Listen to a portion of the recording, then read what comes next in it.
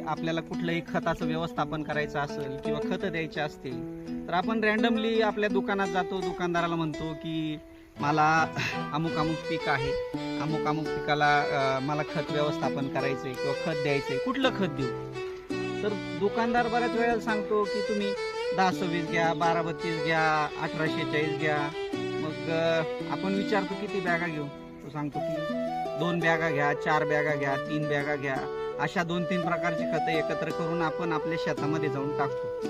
पण तुम्हाला माहिती आहे का, तुम्ही जे काही खतं देताय तुमच्या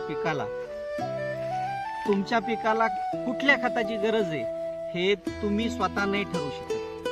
तुमच्या जमिनीत कशाची कमतरता आहे, काय जास्त आहे, काय कमी आहे, हे जर तुम्हाला ठरवायचं असेल तर त्यासाठी सगळ्यात महत्त्वाची गोष्ट आहे ती म्हणजे माती परीक्षण.